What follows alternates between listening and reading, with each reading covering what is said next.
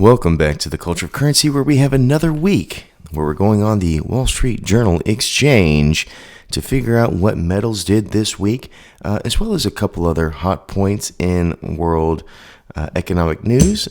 As you see right here on the front of the exchange, we have Chinese and America kind of sitting there on top of a microchip with money. And there's a reason for that. As you remember, this week we had China unveil its version of AI that they claim was created and made with $10 million, where America spent billions on their version. As you can see, titled Deep Freak, the Freak Out.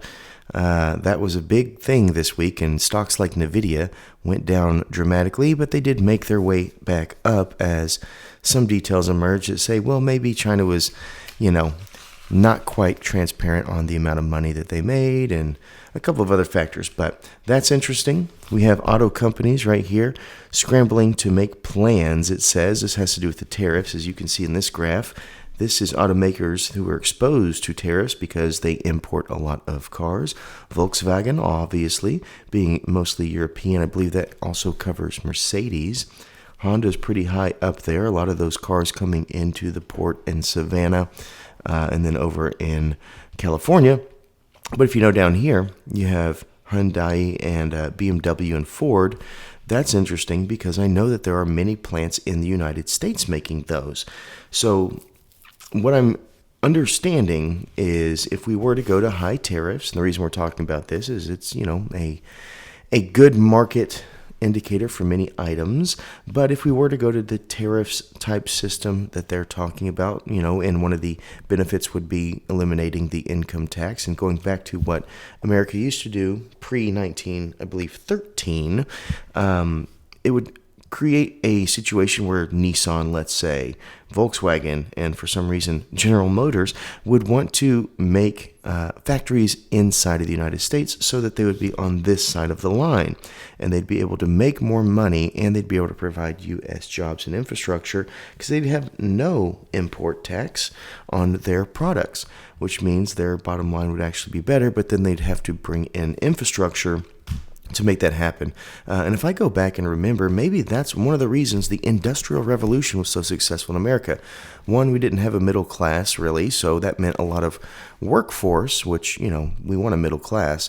But we also had a ton of outside tariffs, which eliminated taxing on the inside, which led to the ability for an establishment of middle class and which led to a lot of companies building within the United States.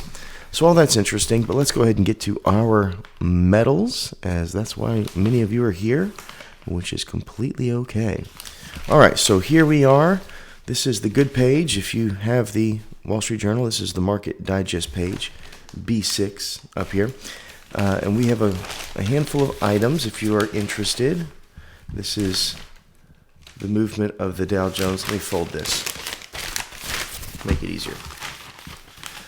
The movement of the Dow Jones, which is one of my favorites to track, industrial averages, if you're interested in those for this week.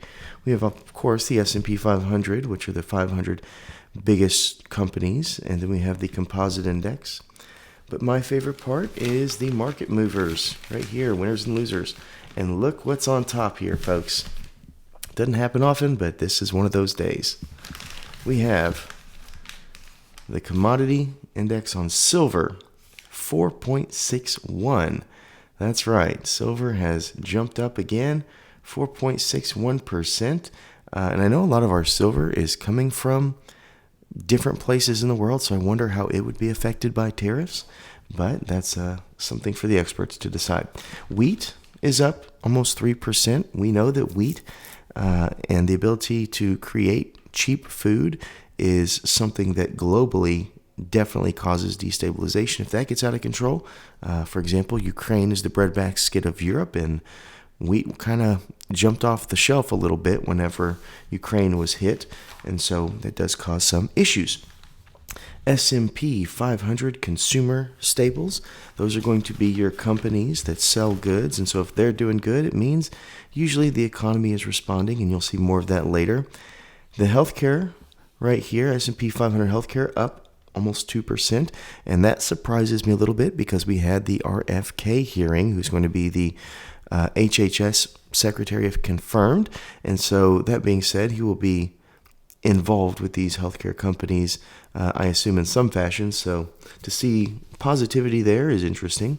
We have COMEX Gold. There's our other metal that many people are interested in, and it is at 1.72%, which is great. So both gold and silver were on the high. We also have the S&P 500 discretionary spending for consumers being in the positive, which is usually an indicator that the economy is moving in the right direction. And here, down here, 0.7, so 70%, 0.7%, sorry, almost a full percent. The dollar index has grown. It's obviously below gold and silver, but as we saw, those fluctuate from week to week. But it is nice to see that the dollar is in an okay spot currently. Then we go down here. We have the Dow Industrial Average, which is once again my favorite because the industry is what brings everything to the world, basically. Then we have copper, negative. We're down in the negatives now. Copper, negative right there, 1%. Sorry, copper, not a good day for you. Negative 130. We saw last week the Canadian dollar and the Mexican peso higher. Now it is a little bit down, negative 1.3% there for the Canadian dollar.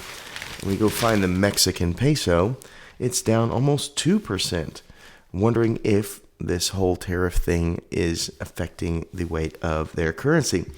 And we have natural gas here, negative 11.77%, which is absolutely crazy. I don't know. I've not looked into that. I don't know how to synthesize that. I'm not here to tell you what this stuff means. I'm just here to tell you what it says. So we have all that information. Another little piece that is interesting right here is our car loans. If that's something that affects you, those are the different, I guess, according to Friday, different banks' lowest rates available, still sitting in the sixes for the majority of those. So, very interesting week. We had a lot of headlines with planes going down, with, 2 planes now as of last couple of days. And then we had a lot more interesting information in the AI market. But yes, silver and gold both up. Sorry, little copper, not a good week for you. But maybe, hey, next week will be your week. Thank you so much for watching. And as always, please remember to stay classy and current with the culture of currency.